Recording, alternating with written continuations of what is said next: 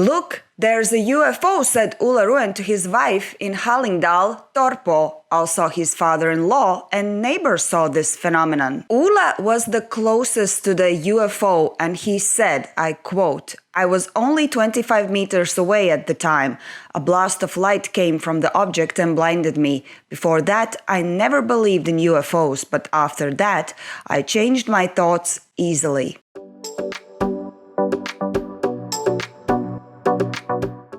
Hello my friends, welcome back to the channel. If you are new here, I hope you're gonna subscribe because it helps me a lot. And I also, just before we start, I wanna tell you that I've been reading the comments under the community post, the latest one that I posted recently, and you've been suggesting me to look into some cases from my home country, Latvia. I'm not sure about the UFOs because I don't think that's a big thing over there, but I will look into that. And I also know that there are some mysterious places in Latvia, like a lake where it's suggested not to swim and then you're gonna die, and also wood that has some weird energies, and a lot of psychics like it a lot. So maybe that's for the future. You have to make sure that you have subscribed to my channel and press those likes as much as possible, because I think my channel is lost in the algorithm.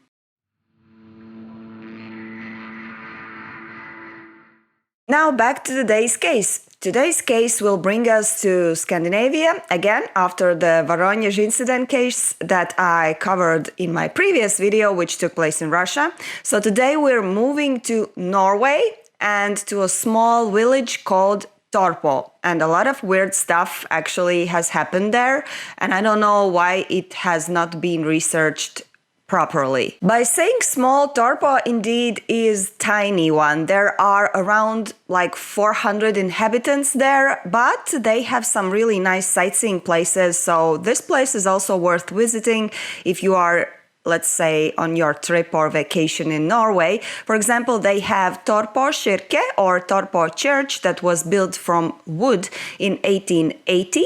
And also the main sightseeing object is Torpo Stave Church that was built in the 13th century. I mean, you can imagine how peaceful and slow the life in such a small village can be.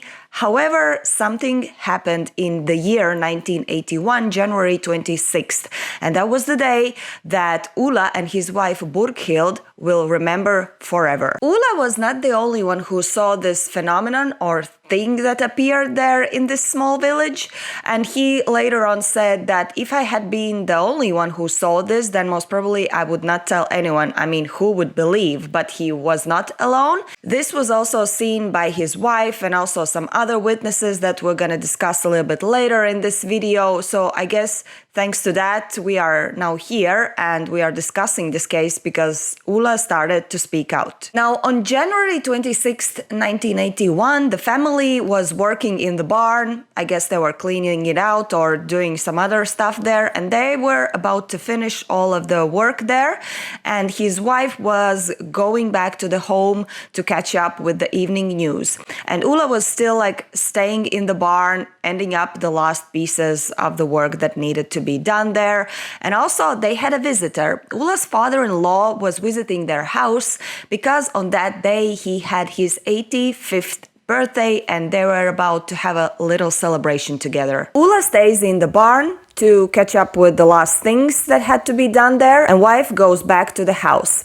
And she remembers that on that day the sky was particularly clear and very beautiful, and when she went into the house she peeked through the window and she noticed something across the yard. The wife Burkhild remembered that on that moment when she was looking out of the window there was yet no moon in the sky, and still, she saw some kind of light across this yard, and it seemed quite weird for her. Of course, people normally do not assume it's a UFO immediately, so they start to try to figure out like some logic explanations to what they're seeing. And so Burkhild was also thinking, well, maybe that's some kind of helicopter, I don't know. Well, she was figuring out something logic. Meanwhile, Ulla had finished his work at the barn and he was on his way also back to home. And while he was on his way home, he noticed that there was some kind of strange light on the south side of the property. Well, he thought maybe that's just some campers in the nearby camping site in Torpemoen. I mean, maybe some people are celebrating something or having like fireworks. But after a while, he understood that this is not it. And I quote, "At first, I thought it was a helicopter that had landed on the field, but then I started to doubt it. The object was flat and round with a height of approximately 1.5 meters and a diameter of 8 to 9 meters. According to Ole, this object had a very intensely red middle part, and towards the sides it turned into green. He was very intrigued, so he rushed towards this object to see it more closely. And he passed a log barn that was actually kind of partially blocking the view, and so he was like heading towards this weird thing that appeared there. When I was 25 meters away, the object burst into flames like an explosion of light.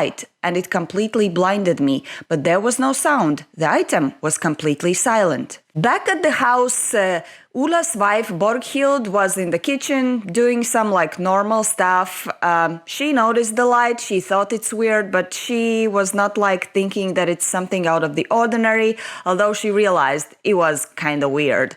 And then, after a second, Ula bursts into the kitchen and screams, "Come out! You're gonna get a UFO! There's a UFO!" To this, the wife simply replies, "Oh my god, calm down, might be just a plane." At this point, Ula gives up. He's like, "Women, you don't understand anything." And so he decides to go back to return to see this object again. When Ula decided to return back, he thought, well, maybe this object had already left, but when he went there, it was still there. Now it was like 60 meters away from him, and as Ula described, this object was moving above the land very, very slowly towards a very steep forest slope. It lay flat parallelly to the ground, so I did not get to see the underside. It looked worn out all over the bottom. Ula afterwards said that he felt like the movements of the object were controlled. It slided up the forest slope, and then suddenly there was like a big flash of light, and around 30 meters away from Ula, it simply disappeared. Around the same time, Ula's wife and also father-in-law also came out in the yard. So I guess either they were very curious about what Ula said, they wanted to check out if it's really a UFO, or they were just looking for Ula to start the birthday celebration. But in fact, they were all just in time to see this object disappear. So they saw this light phenomenon, like this flash of light when this UFO disappeared. So in fact, there were more people than just the wife and the father-in-law.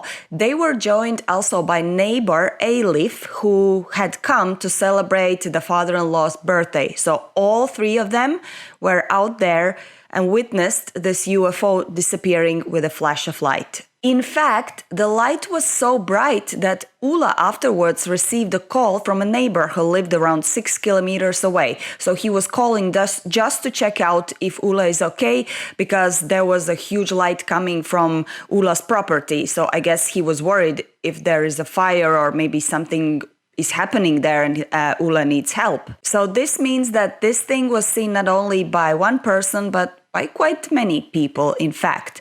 And when Ula was afterwards asked to describe how did this object look, he said that he felt like it was made from some kind of metal. And I quote, "The lower edge was not sharp, but worn out. It looked like it had small hanging paws on the underside. The UFO didn't look nice or elaborate. I could not observe any windows or openings, and when it disappeared, it moved not faster than 2 to 3 kilometers per hour." Now, this story caught the attention of a magazine called V-Men. So somehow they heard about this encounter that Ula and his family had, and so they arrived to do a little investigation. As I mentioned, it was January 26th, so it was cold, it was winter. I mean, it's Norway, right?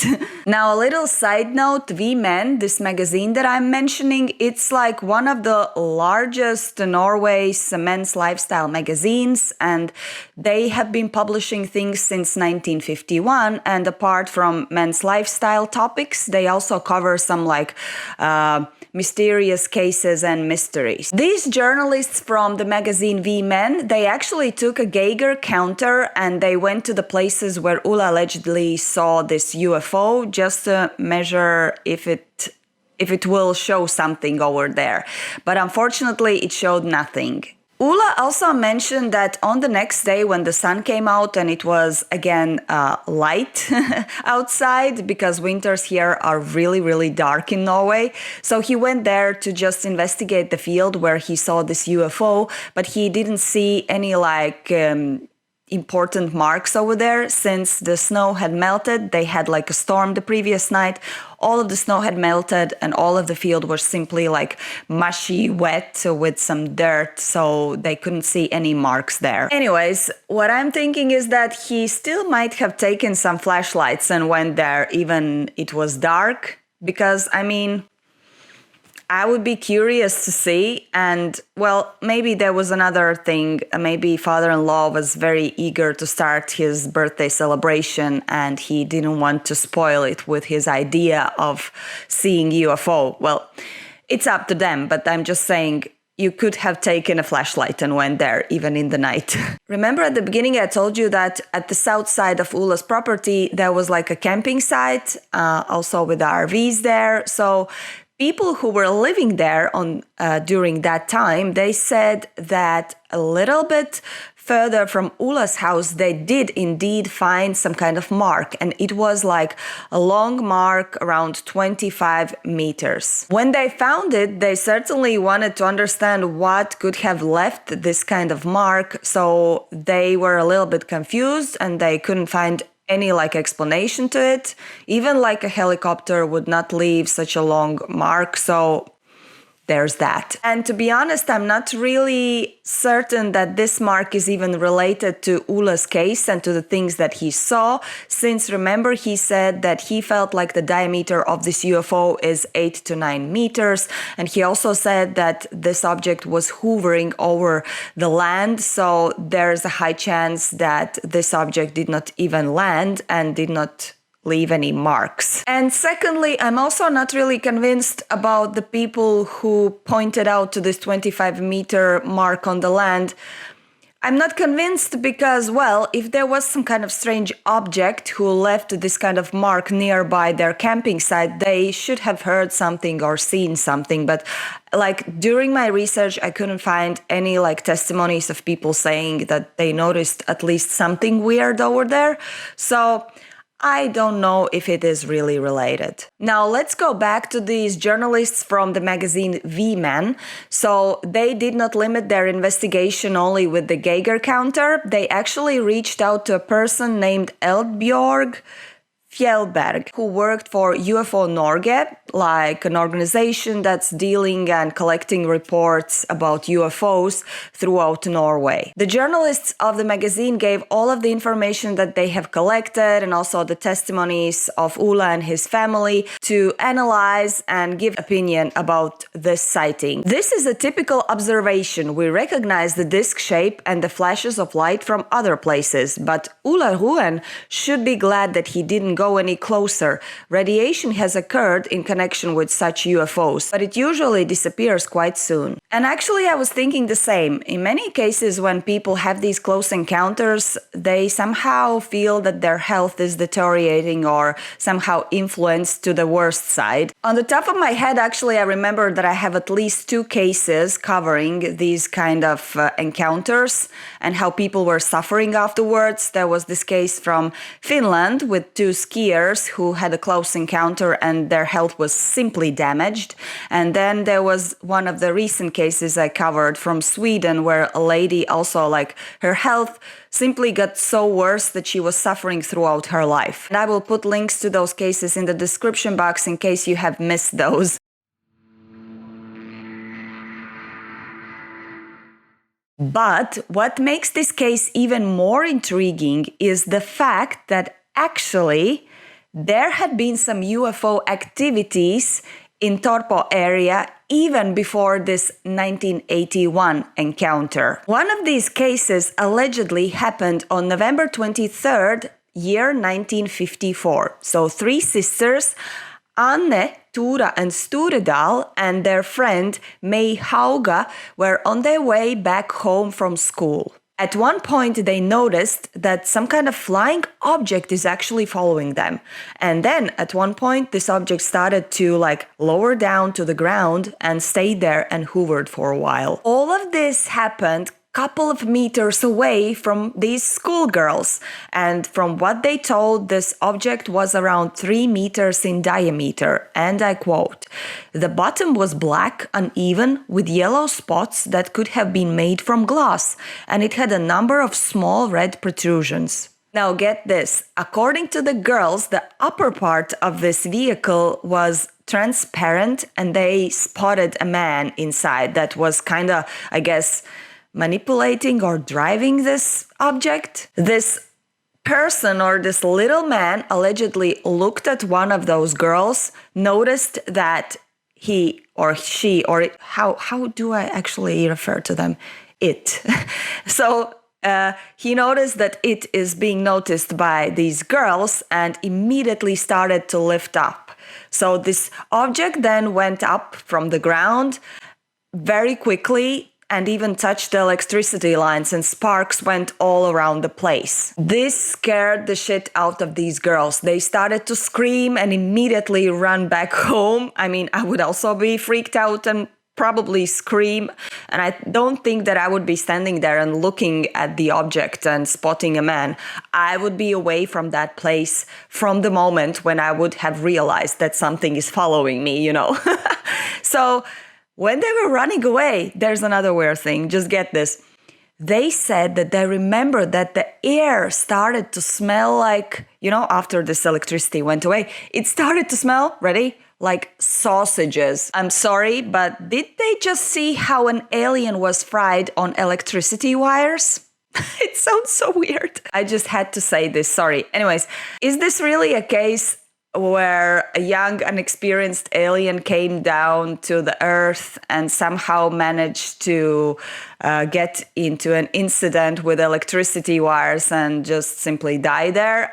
I don't know, but what I can say is that if this really happened, there must have been some evidence left on the spot, right? But from what I have read, there was nothing there. They didn't find any evidence nor dead bodies of little burnt aliens. There was nothing there. So what about the smell and what about all of the things that happened there? Well, maybe this alien didn't die, it just crashed into the electricity wires and went away. Or the sausage smell didn't come from a burnt alien, maybe from something coming out from the vehicle.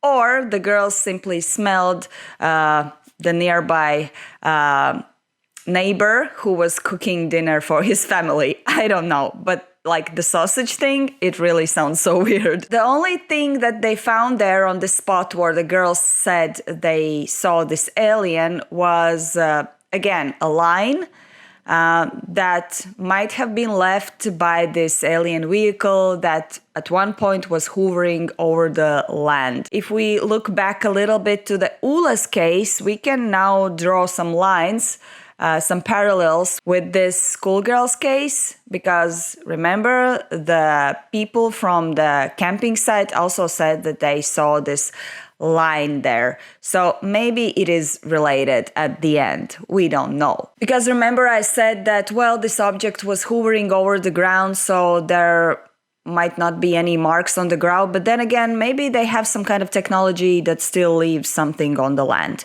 So there's that. 2 cases, and both of them left some kind of marks on the land. But then again, I didn't find any like documentation or photographs of these marks, so I don't know how legit it is, or maybe I just don't have the access to that kind of pictures, but I couldn't find them.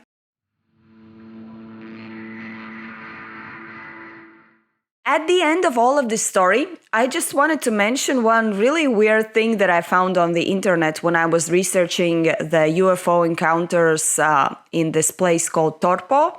So I came across with this Wikipedia article, and it said that in 1986, a married couple also saw a UFO in Torpo. Their names were Tuva and Tuning, and they saw 2 really bright objects in the sky in Torpo. And what is more, the husband allegedly caught both of these objects on his camera, and it was said that it was possible to see how these objects were moving around. So at this point, I got so excited. So we have actually a video from that place. And get this, there is more. So it was said that this video and this case was investigated by Ground Saucer Watch, GSW. And this is the part where I got even more excited. So firstly, we have a video. Secondly, GSW looked into this case. So OMG. Now, if you don't know what is GSW, then I'm just gonna briefly tell you. It was founded in 1957 and had a membership of scientists, engineers, professionals, and educated men interested in taking scientific action to resolve the controversial elements in UFO reports. The organization was based in the USA, and I guess that's a separate topic about this organization because I believe that's so interesting. But unfortunately, now this organization does not exist anymore. Anyways, they still analyzed this case from 1986 from Torpo, which, oh my god, we definitely need to know the results. They indeed confirmed that this was not a hoax, but the motion of the objects was attributable to the camera movement caused by the photographer.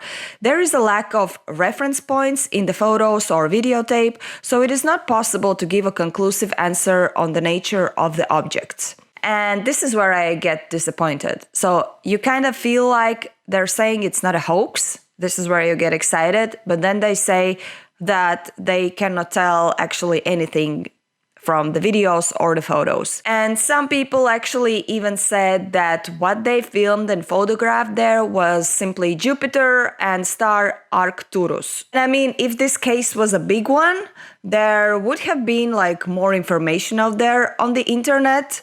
But all I could find about this 1986 case in Torpo was this one paragraph in Wikipedia.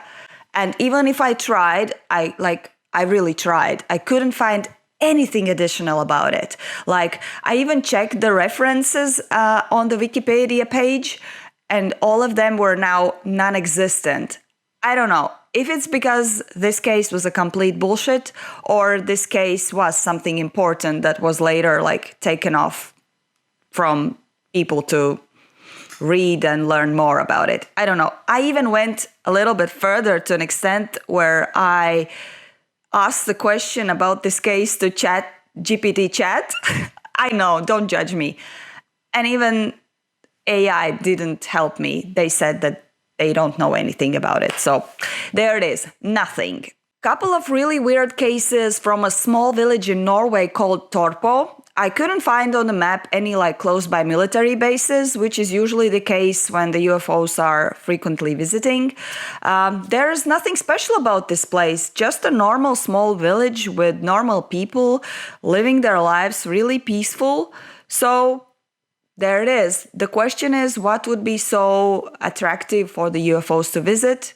Are they even UFOs, or maybe that's something else? I don't know. What are your thoughts? I would be very curious to know your opinions about these cases. Maybe you have some kind of explanations to all of these things happening in this Torpo place. That being said, I hope you have a lovely day. Do write down your comments, your feedbacks, press those likes, subscribe if you haven't shared this video or my channel with your friends who would be interested in learning more about the topics that I'm covering here. Please support me. I'm not a huge YouTube influencer. This is just merely my hobby, and I'm not even asking you to buy anything from me. I'm even asking you to pay me anything. All I'm asking is just to support me with subscriptions, comments, and likes. That's all that makes my day more brighter and happier. Enjoy your day and love you tons. Let's see you in the next video.